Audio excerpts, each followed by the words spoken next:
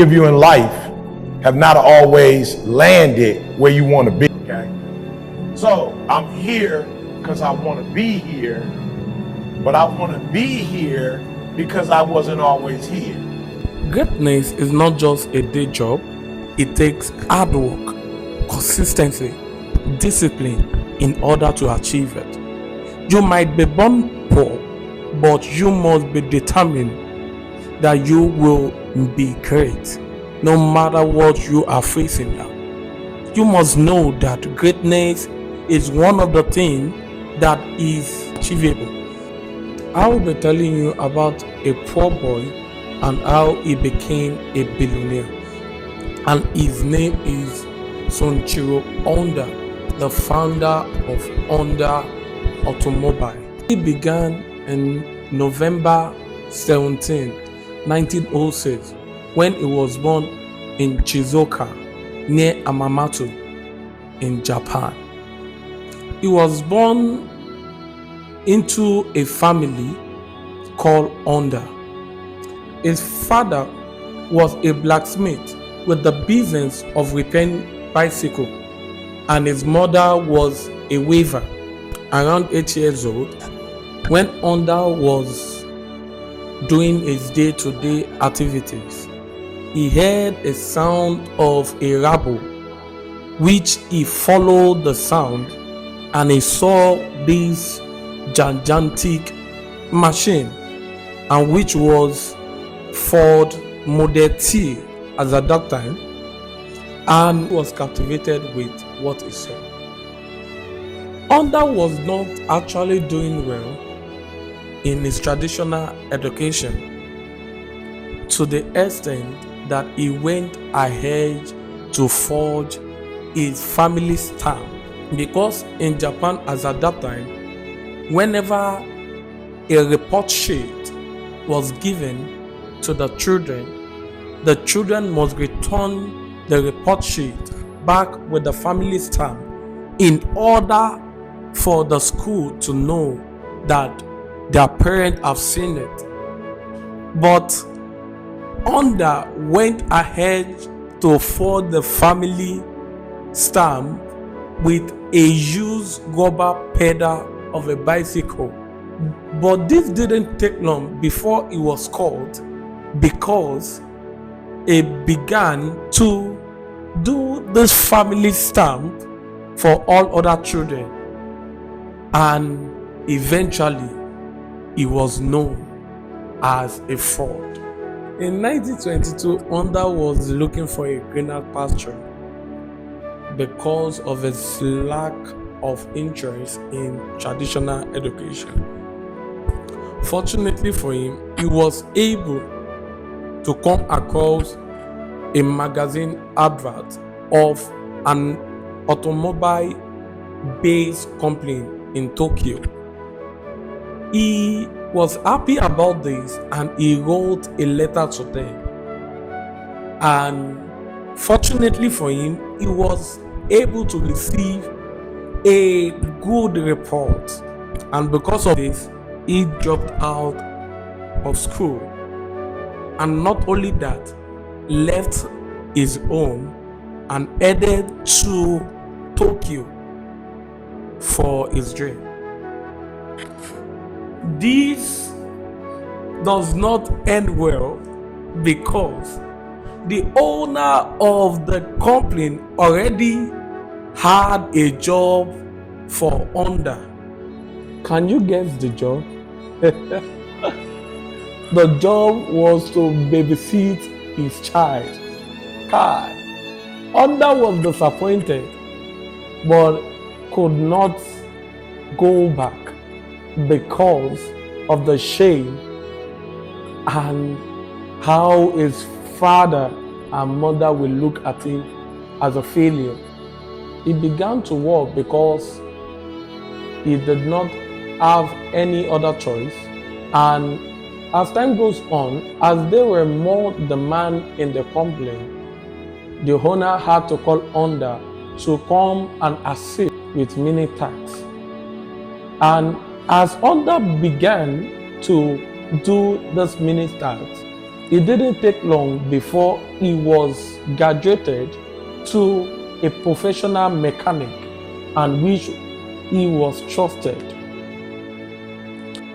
Because of Honda's skill and discipline, he was able to caught the attention of the owner, and which made him not only to teach him the repair aspect of the company, but also taught him the business side of the company. And in 1926,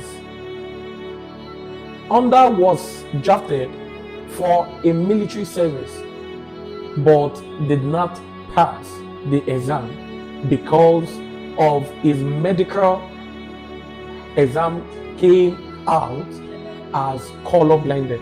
In 1928, the company was looking at how they will expand their branch, and they decided to open one branch at Amamatsu, which was Honda's hometown.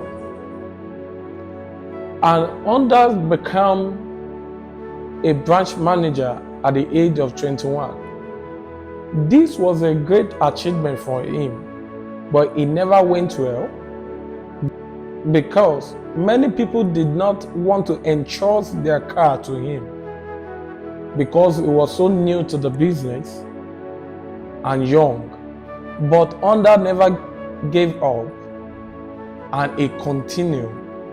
In the early 1920s, Honda's one-man operational shop developed to a 30-staff operational company, and this made him go viral in his hometown. But in 1936, something very disastrous happened to Honda. He was involved in a serious racing accident that nearly cost his life. And in this accident, he had a hand fracture, and one of his shoulders was damaged, and his face was also damaged. And he spent months at the hospital. But this is just a beginning for Honda. After 4 months, he came back into racing. But his wife and parents argued and fought with him that he later decided to stop racing. As Honda saw that his career for racing is no longer visible, he went back to his shop at Amamatsu. But he was tired of just repairing bicycles and cars. He wanted something more, and he decided to go to the headquarters, which is at Tokyo, with an idea to tell the company that they should start manufacturing car parts. But all the board turned down this idea because they saw that it wasn't necessary, and the money that they were gaining from their repairs were enough. That why would they go into a business that is unnecessary for the moment? But Honda decided to take the journey upon himself to establish his own company, which he named Tokyo Secure Heavy Industry. In manufacturing pistol ring, he began for cars. He worked at his boss company, and the day and will go to his own company at night. And this rotation made him slim, and many persons began to complain about his health and his look. But Honda never stopped, and he was trying all his best to make his first pistols ring. But he made series of mistakes, and it could not actually make one. So in order for him to gain more knowledge, don't forget that he dropped out, but now he want to gain more knowledge. He registered as a part-time student in the Amamatsu Industrial Institute, and he gained knowledge. And when he was confident about this knowledge, he went back to his company. Before I continue, you will realize that education is not a scam. So in everything you do, don't forget, education is a key. And before we go back to this wonderful story, don't forget to just like, subscribe, and comment. You can kindly share to your friends. Thank you. In 1939, he was able to create a successful piston ring. And since then, he has been trying, although this piston ring did not meet required standard. Later on, Toyota called Honda that he should create 50 piston ring for them. And he created this 50 piston ring, but eventually gotten to Toyota, it was only 3 that met the standard of Toyota. And this actually brought a downgrade for Honda. We should know that at this time, Honda already quit his job that he was doing at the day in order to focus more on his company. So because he actually want a successful business, he began to pay visit to steel company and university to gain more knowledge. Now you can see, for the second time, he went for education. I'm saying it again, education is not a scam. If you really want to be great, you must know that education is key. Going back to our story, Honda began to search on steel that he can use, began to search for steel that he can use to make his piston ring, and eventually he was able to find a standard steel. And this actually brought the company to a great light, that he was able to employ over 2,000 people because the order was too much. This is a great achievement for Honda, but Honda never knew that great disaster was still coming. In 1941, Japan joined the Pacific War, and Honda company was put under the Ministry of Ammunition, and Toyota took over, and Honda was downgraded from the president of the company to the senior managing director. But this was nothing to what was even coming.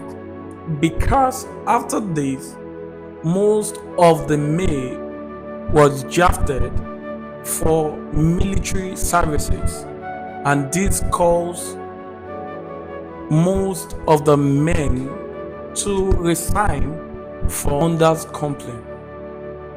Honda was still looking at how to struggle in order to make the company move well. But another disaster happened. In 1944, an earthquake happened that destroyed Honda's plant, and this actually caused a downgrade for him, and he sold the remaining of his company to Toyota at 450,000 yen. A year later, Japan faced a serious economic meltdown because of the loss in the war.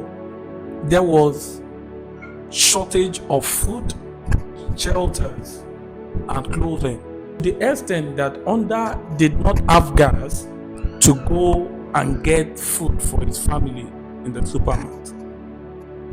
One day, he came across a generator that the Japan emperor used during the war in order to connect the wireless radio. As someone who has been always fascinated with machines, and at that moment that Japan was facing a lot of meltdown, and there was shortage of food and everything, shortage of gas, they need something cheaper that they will be able to manage. So after Honda saw this machine and he looked into it, and he saw a light that changed his world. This time, Japan was in need of cheap transport, and he used this machine that he found and bicycle to make a motorbike. But as soon as there was demand, he is running out of used engine, and he decided to create his own engine. And in 1947, he created his own, and this was the first time that Honda was written on a motorbike. But this bike was too heavy, and many persons did not buy it. Honda was not satisfied with the result, and he went ahead to create another one which was lighter and which was good, and which a lot of people demanded, that his company also grew, and there was a lot of demand from many places. Because of the interest Honda has in race, he also put his bike on a race competition, and which actually make Honda be known. Honda had a dream from his childhood, and after he saw that he was able to take the world of motorbikes, and he went into motor manufacturing. In 1972, he decided to go into manufacturing, and as at that time in Japan, there was Toyota and other companies competing in the automobile industry. Many persons and many Japanese officials advised him not to venture into it, but he insisted because this was his childhood dream.